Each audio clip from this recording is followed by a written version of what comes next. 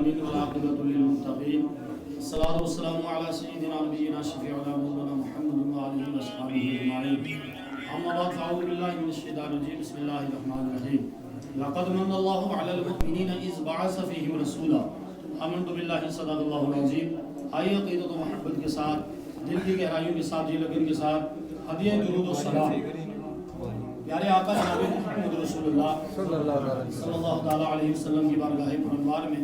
بڑی عقیدت و محبت کے ساتھ پیش فرمائیں، کیونکہ بارہا میں نے یہ ہر مجمع کے اندر میں یہ ضرور کہتا ہوں کہ جب آقا دو جہاں صلی اللہ تعالیٰ علیہ وسلم کی بارگاہ پرانوار میں درود و سلام پڑھا جائے تو جب عاشق درود پڑھتا ہے تو میرے آقا صلی اللہ تعالیٰ علیہ وسلم اس کے درود پاک کو خود اپنے کانوں سے سنتے ہیں، سماعت فرماتے ہیں اور درود پاک سن کر اس کا جواب بھی انہیں عنایت فرماتے ہیں. یہی سوچ کر ہم آقا کی بارگاہ میں درود پڑھیں کہ جب اس اندھیری قبر میں میرا اور آپ کا کوئی حامی و مددگار نہیں ہوگا، کوئی ہمیں وہاں بچانے والا نہیں ہوگا، گناہوں کا انبار ہمارے اوپر ہے، لیکن میرے آقا فرماتے ہیں جہاں تمام رشتے ختم ہوں گے تمہارے نبی کے رشتے کی آغاز ہوگی. عقیدت کے ساتھ ہدیہ درود و سلام. صلی علی نبی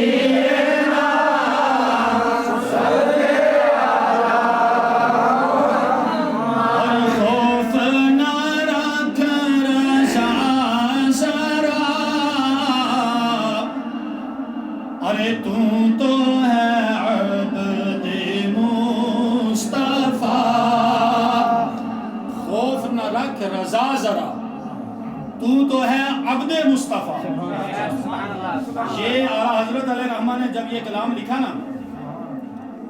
تو عبد مصطفیٰ، کوئی اندھی سوچ والا یہ کہہ سکتا ہے کہ عبد کے معنی ہے بندہ اور ہم ہیں بندے خدا کے، تو کوئی آپ پہ یہ شرک و بدعت کا فتویٰ لگا سکتا ہے، لیکن مفسرین لکھتے ہیں کہ اس عبد سے مراد پیارے آقا کا غلام، اس عبد سے مراد آقا کے امتی ہونے کا جو شرف ہمیں ملا ہے. تو وہ لکھنے والے کیا لکھتے ہیں کہ خوف نہ رکھ رضا ذرا تو ہے عبد مصطفیٰ، تیرے لیے امان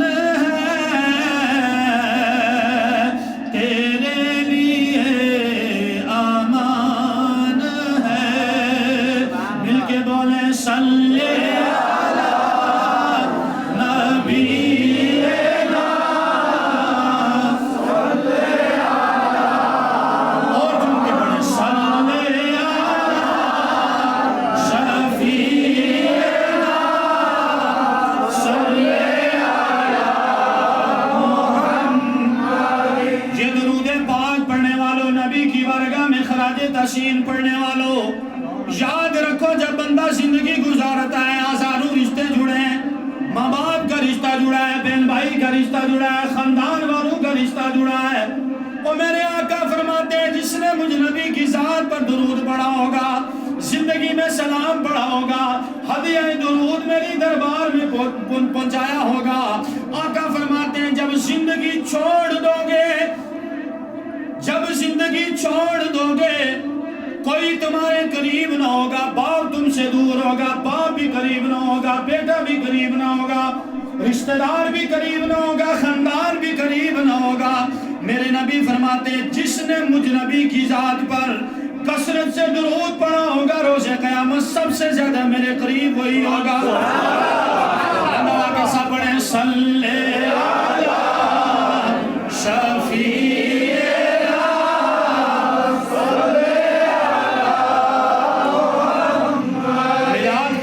میں نے آپ نے سنی سنائی, انشاءاللہ آپ بزرگوں کی دعاؤں سے, اور بالخصوص میں ہر مجمع میں یہ کہتا ہوں وہ میری ماں کہ جس نے جنگل سے خود لکڑیاں ڈھوئی لیکن مجھے نہیں ڈھونے, اسوج کے مہینے میں اس نے گھاس کاٹا لیکن مجھے نہ کاٹنے دیا, جب گوبر اٹھانے کی باری آئی خود سر پہ اٹھا کے ڈال لی لیکن حافظ طارق کو نہیں کہا. میں یہ کہوں کہ اگر دنیا کے خزانے میں ماں کے قدموں میں رکھ دوں نا, تو پھر اگر مجھے کوئی ایک لفظ پوچھے نا کہ طارق جمیل بتاؤ ماں کا حق تو نے ادا کیا, تو میں ایک ہی وہ جو جب میں نکلتا ہوں میرے مکان کے پاس کونا ہے, جب وہ ماں کھڑی ہوتی ہے نا, اور جب تک میں اوپر ایک اور مکان ہے اس سے آگے نہ جاؤں تو تب تک وہ مڑ کے نہیں جاتی, میں کہتا ہوں وہی نگاہ میں اس کا حق نہیں ادا کرتا, وہی نگاہ جو ہے ان کی میں پوری نہیں کر سکتا. تو یہ سارے معاملات, یہ سب کچھ لوگوں کو 10 منٹ جو ہے بولنے کا موقع کسی کو ملتا ہے, تو کہتے ہیں کوئی ہمیں بلائے. آپ یقین مانیں میں تھکا ہوا ہوں اس میں. پرسوں میرے گھر میں پروگرام ہے, سب کو پتا ہے اکثر کثرت کے ساتھ وہاں لوگ موجود تھے, بارش بھی اسی طرح کی تھی, لوگ بھی اسی طرح کا ہجوم تھا, میرا گھر بھی پورا بھرا تھا, مسجد بھی بھری تھی, شاہ سے بہت. ان کی سربراہی میں یازر بھائی, علاقہ ناڑ کے بھی اور کافی لوگ تھے, پار محمد بھی, کلر جڑا والی, دار بھی, اور رات کو لگ بھگ 10 بجے فارغ ہوئے کھانا کھلا کے. تو کل صبح 7:30 پونے 8 کے قریب میں اپنے گھر سے نکلا. کل تتا پانی سے پیچھے 7-8 کلومیٹر ایک گاؤں میں سونگ گا, قاسم یوسف صاحب میرے ساتھ تھے, یہ قاری محمد رفیع میرے ساتھ تھے. تو وہاں میلاد کا پروگرام تھا, وہاں سے رات کو لگ بھگ میں 9 بجے 9:30 کے قریب بھی میں رات کو گھر پہنچا. صبح اٹھا, نماز پڑھی, مسجد میں بچے آتے ہیں 50-60 بچہ آتا ہے, بچوں کو پڑھایا, پڑھانے کے بعد جنازہ تھا, وہاں جا کے شمولیت کی. پھر وہاں پروگرام تھا, قاری صاحب کو میں نے فون بھی کر کے کہا بھائی میں نہیں پہنچ پا رہا ہوں, تو میں سعودی میں جانا شاہ صاحب سے میں نے وعدہ کیا ہے. تو انہوں نے کہا 10 منٹ کے لیے آئیں تو بول جائیں. اب یہ ہے کہ جب بندہ 10 منٹ بولے تو گھنٹہ تو لگ ہی جاتا ہے. اب وہاں سے میں لگ بھگ 1:30 بجے کے 1:15 کے قریب میں وہاں سے نکلا. اب یہاں آپ کے دربار میں حاضر ہوں. تو یہ جو کچھ دوڑ دینی اعتبار سے میری ہے, تو میں سمجھو ہاں لوگ پتہ نہیں ماڑی آواز پسند کر رہے تھے تاہم ہی صدرے. موسیٰ علیہ السلام رب کی بارگاہ میں کلام کے لیے جاتے تھے نا, اس لیے موسیٰ کلیم اللہ کہا جاتا. بغیر دلیل کے تنلے سے بندہ جاتا تھا, ٹینشن نہیں تھی, رب سے کلام کر کے آتے تھے واپس. ایک دن آیا, میرے رب نے کہا موسیٰ سنبھل کے آنا. اس وقت موسیٰ نے فرمایا میرے رب اس سے پہلے نہیں کہا سنبھل کے آنا, آج کیوں کہا؟ کہا وہ پیچھے تیری ماں تھی, تیرے لیے دعائیں کرتی تھی, آج وہ ماں چل بسی ہے, آج تو سنبھل گیا, تیرے پیچھے دعا کرنے والا کوئی نہیں ہے. تو جب موسیٰ جیسے پیغمبر اپنی ماں کی دعاؤں سے رب سے کلام کرتے ہیں, تو موسیٰ جیسے نکارے ماں کی دعا کے بغیر کہاں جا سکتے. اللہ کی بارگاہ میں دعا ہے سب کی ماؤں کو اللہ تعالیٰ سلامت رکھے, آمین. سب کی ماؤں کو اللہ تعالیٰ زندگی عطا فرمائے, جن کی مائیں چل بسی ہیں اللہ تعالیٰ جنت الفردوس میں اعلیٰ سے اعلیٰ مقام عطا فرمائے. اور بالخصوص آج کی یہ جو مجلس پاک سید صابر حسین شاہ صاحب قبلہ نے سجائی ہے, اللہ تعالیٰ صابر شاہ صاحب کی عمر کو دراز فرمائے. اور متصل جتنے بھی ہم سب لوگ اس وقت مسجد میں ہیں, جن لوگوں نے ان کے ساتھ جڑ کر جو ہے اس پروگرام میں شمولیت فرمائی ہے, اللہ تعالیٰ اس پروگرام کو قبول فرماتے ہوئے ہم سب کی جملہ دیکھ جائے مرادوں کو پورا فرمائے۔ تو 3 باتیں میں میلاد کے تعلق سے آپ سے گوش گزار کروں گا، کہیں ایسا تو نہیں آپ کو بھوک لگی ہوئی ہے؟ تھوڑا سا آپ آگے آئے تو سکیا سو یہ جو باہر والے حضرات ہیں نا، یہ بزرگ میرے ماسٹر صاحب، یہ جتنے بھی ہیں، آپ تھوڑا اندر آ جائیں، مسجد کے اندر آ جائیں، کیونکہ آپ اگر دور بیٹھو گے تو باہر والا سننے والا یہ کہے گا کہ آج پیر صاحب نے 2 جلسے رکھے ہوئے، ایک جلسہ مسجد کے اندر اور ایک باہر، تو انشاءاللہ ہم ایک نبی کا ایک ہی جلسہ بنانے والے، تو لہٰذا ہم ایک ہی پنڈال میں بیٹھیں تو انشاءاللہ زیادہ مقبولیت ہماری رہے گی۔ یہ جس نبی کا ہم میلاد منا رہے ہیں، میلاد کی خوشیاں سجا رہے ہیں، اللہ تعالیٰ نے قرآن عظیم میں ارشاد فرمایا لَقَدْ مَنَّ اللَّهُ عَلَى الْمُؤْمِنِينَ إِذْ بَعَثَ فِيهِمْ رَسُولًا، میرا رب کہتا ہے میں نے اپنے مومن بندوں پہ احسان فرمایا، میں نے اپنے مومن بندوں پہ احسان فرمایا کہ انہی میں سے انہیں ایک شانوں والا رسول عطا کیا، ایک شانوں والا رسول عطا کیا۔